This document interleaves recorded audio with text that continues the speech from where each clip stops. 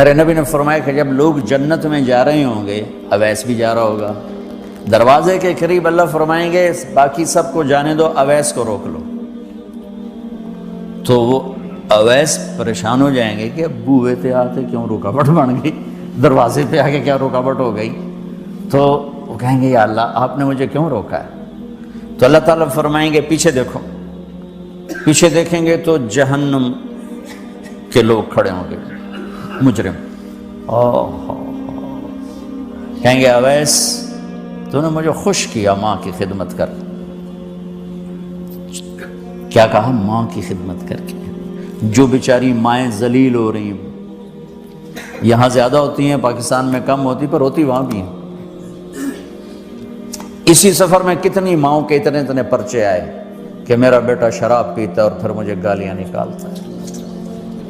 بھر گئے میری جیبیں پرچوں سے، کیونکہ مستورات بھی بیان میں آتی تھی، تو ہر بیان میں کوئی نہ کوئی پرچہ آیا کہ میرا بچہ مجھے گالیاں نکالتا ہے، شراب پیتا ہے، زنا کرتا ہے، پھر مجھے گالیاں نکالتا ہے۔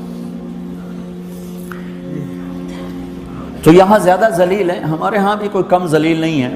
کوئی قسمت والی ماں ہے جس کو فرما بردار اولاد ملتی ہے، تو اللہ فرمائیں گے اویس تو نے مجھے بہت خوش کیا ماں کی خدمت۔ دیکھیے جہنم کے لوگ کھڑے ہیں تو انگلی کا اشارہ کرتا جا، اللہ جدھر جدھر تیری انگلی کا اشارہ ہوگا ادھر ادھر لوگوں کو جہنم سے نکال کے جنت میں ڈال دوں۔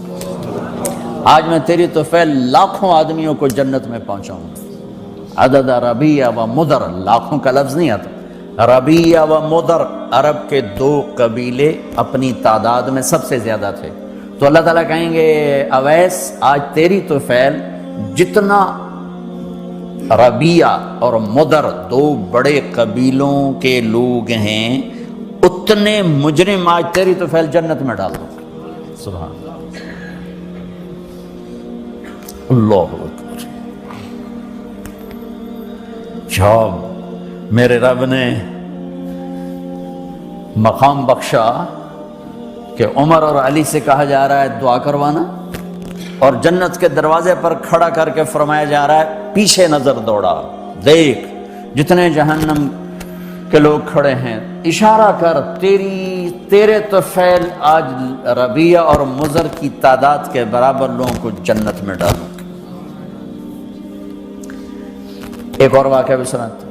آپ نے فرمایا میں آج رات جنت میں گیا، ایک تو معراج ہے جو جاگتے ہوئے، خواب میں تو بہت دفعہ ہوا، آج رات میں جنت میں گیا، میں نے آواز سنی قرآن کی تلاوت۔ میں نے پوچھا یہ کون تلاوت کر رہا ہے؟ ان کا جی یہ حارثہ بن نعمان ہے۔ تو آپ نے کہا حارثہ بن نعمان، وہ تو مدینے بیٹھا ہے۔ دیکھو آپ کو سنانے کے لیے مائک لگا ہوا ہے اوپر، تھوڑے سے لوگ آپ، اور حارثہ کی آواز جنت میں جا رہی ہے اور وہ مدینے بیٹھے ہوئے ہیں، 7 آسمان پار کر کے آواز جا رہی ہے۔ کیسے پوری جنت میں اس کی آواز کیوں آ رہی ہے؟ کہ یا رسول اللہ انہوں نے ماں کی ایسی خدمت کی ہے کہ اللہ تعالیٰ نے خوش ہو کر کہا ہے حارثہ جب قرآن پڑھے ساری جنت کو سناؤ، ساری جنت کو سناؤ۔ اچھا کیسی خدمت کرتے تھے؟ ماں کی کیسی خدمت کرتے تھے؟ ان کے کپڑے بیوی سے نہیں دھلاتے تھے، خود دھوتے تھے۔ ہم لوگ اپنی بیویوں پہ ڈنڈا چڑھا کے کھڑے ہوتے، میری ماں دے کپڑے دو، میری ماں دی روٹی پکا، میری ماں نو چاہ بنا کے دے۔ آپ کی بیوی کے ذمے آپ کی ماں کی خدمت نہیں ہے، میرے ذمے میری ماں کی خدمت، میری بیوی کے ذمے میرے باپ کی خدمت نہیں ہے، میری ماں کی خدمت نہیں ہے، میری بہن بھائیوں کی خدمت نہیں ہے۔ لیکن یہ بر صغیر کے معاشرے کا ظلم ہے کہ آنے والی بچی ٹکڑے ٹکڑے ہو جاتی، پس کے رہ جاتی، اور ایک ظلم و ستم کی چکی میں وہ قیمہ بن جاتی۔ ساس کا ظلم، سسر کا ظلم، خامد کی بہنوں کا ظلم، بھائیوں کا ظلم، تانے بولیاں۔ اس بیچاری نے بچے کیا پالنے ہیں، وہ تو روتے روتے زندگی گزار دیتی۔ میرے ذمہ ہے ماں کی خدمت، میری بیوی کے ذمہ نہیں ہے۔ پوچھو مفتیوں سے ماں کے لیے کیا کرتے تھے؟ سالن خود بناتے تھے، آٹا گوندتے تھے، روٹی پکاتے تھے، پھر تھالی میں پلیٹ میں رکھ کر ماں کو سامنے بٹھا کر خود کھلاتے تھے، کھلاتے بھی خود۔ اور ماں کو تیل لگاتے، کنگھی کرتے، جوئیں نکالتے. اور کبھی اماں کوئی کام کہہ دیتی اور سمجھ میں نہیں آیا تو یہ نہیں کہتے تھے ماں جی کیا جائے، اپنی بیوی کو باہر بلا کر کہتے ماں جی نے کیا کہا ہے مجھے سمجھ میں نہیں آیا. ایک دفعہ موسیٰ علیہ السلام نے پوچھا یا اللہ میرا جنت کا ساتھی کون ہے؟ تو موسیٰ علیہ السلام نے فرمایا فلاں قصائی تیرا جنت کا ساتھی. تو موسیٰ علیہ السلام تھوڑا سوچ میں پڑ گئے کہ قصائی تے موسیٰ دا جوڑ کے میں بیٹھ گئے، فلاں مجاہد، فلاں عالم، فلاں ولی اللہ وہ تیرا جنت کا ساتھی، قصائی تیرا ساتھی. تو موسیٰ علیہ السلام نے پتہ پوچھا اور پہنچ گئے. تو وہ گوشت کی دکانوں میں ایک دکان اس کے بھی تھے، میں بٹھا چوکڑی مار کے تھا اپنا بیچی جاندہ تھے، ٹکی جاندہ ہے. کوئی موسیٰ علیہ السلام کو اسپیشل چیز نظر نہیں آئی. جب شام کو وہ چلنے لگا، جب وہ اس کا گوشت ختم ہو گیا تو اس نے ایک ٹوٹا تھیلے میں ڈالا اور چل پڑا. موسیٰ علیہ السلام بھی ساتھ چل پڑے. وہ گھر پہنچا تو موسیٰ علیہ السلام نے کہا میں آ جاؤں؟ کہا جی آ جاؤ. اس نے وہاں جا کے کیا کیا، بوٹیاں بنا کے ہانڈی چڑھا دی، پھر آٹا نکال کے گوندھا، اس کو نرم ہونے رکھ دیا، سالن تیار کیا، پھر روٹی تیار کی، ٹرے میں رکھا. ایک عورت اس طرح پڑی تھی، اس کو جا کے ہلایا، ماں جی آنکھ کھولی، ایک ہاتھ سے اٹھایا سہارا دیا، دوسرے ہاتھ سے نوالے بنا بنا کے کھلاتا رہا. تو اس نے یوں سر ہلایا کہ مطلب میری بس. تو اس کا منہ صاف کیا اور اس کو سہارا دے کے لٹانے لگا تو کچھ بڑبڑائی. موسیٰ علیہ السلام ذرا فاصلے پر تھے، سن نہیں سکے کیا کہا. موسیٰ علیہ السلام نے فرمایا میرے بھائی یہ کون ہے؟ کہا جی میری ماں ہے، اور میں جب صبح جاتا ہوں نا کام پر تو اس کے سارے خدمت کر کے روٹی پانی کھلا پلا پھر میں جاتا ہوں، پھر جب شام کو واپس آتا ہوں تو پہلے میں اس کی یہ خدمت کرتا ہوں. بیوی سے نہیں کہا، خود کیا.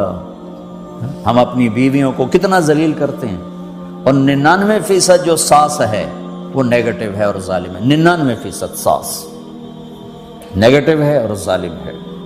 اور ہمارے بچوں کو ہوش نہیں کہ میری ماں ہے، میری ماں ہے. ماں کی وجہ سے بیوی کو تباہ نہ کرو اور بیوی کی وجہ سے ماں کو تباہ نہ کرو، اس میں بیلنس کرو. بیوی کے عشق میں ماں باپ ذلیل نہ ہو اور ماں باپ کے عدم میں بیوی ذلیل نہ ہو. یہ دونوں نوحے میں سن رہا ہوں، اس لیے بول رہا ہوں، دکھ سے بول رہا ہوں. کہا جی میں شام کو پھر اس کی خدمت کرتا ہوں، اب بچوں کو بعد میں دیکھتا ہوں. کہا اچھا یہ بتا یہ کیا کہہ رہی تھی؟ لٹا رہے تھے. کہنے لگا جی بس ماں جو ہوئی جب بھی خدمت کرتا ہوں تو کہتی اللہ تجھے جنت میں موسیٰ کا ساتھی بنا.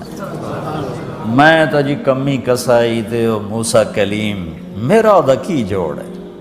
میں کہا پترا تیرا جوڑ بنا چھڑے تیری ماں.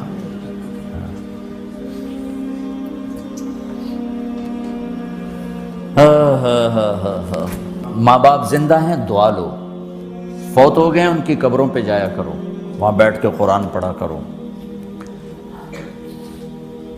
جو بچہ پڑھے گا وہ اتنا طاقتور ہو کے ماں باپ کو لگے گا. اگر وہ فوت ہو چکے ہیں، زندہ ہیں دعا لو، مر گئے ہیں ان کے لیے ان کی قبر پہ نہیں جا سکتے ہو، یہاں کی زندگی بہت تیز ہے، کبھی تو جایا کرو، کسی ویکنڈ پہ چلے جایا کرو، کسی اتوار پہ چلے جایا کرو، کسی ہفتے کو چلے جایا کرو، مہینے بعد 2 مہینے بعد، سال میں ایک دفعہ سے، کہ یہ ان کا حق ہے، ان کا حق ہے.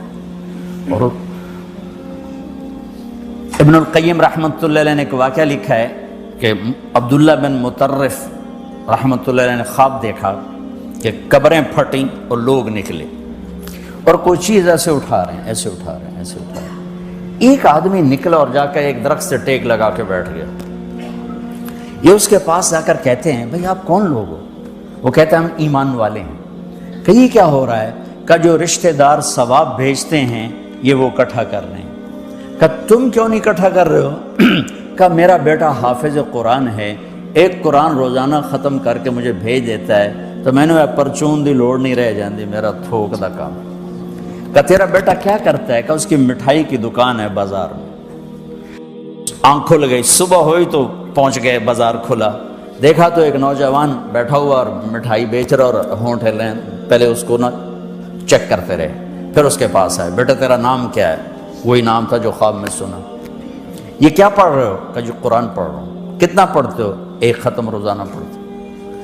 کیا کرتے ہو؟ کہ والد کو ایصال ثواب کرتا ہوں. کیا اتنی مشقت کیوں اٹھاتے ہو؟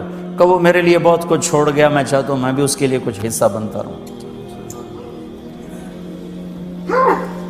تو یہ والدین کے حقوق میں سے ہے.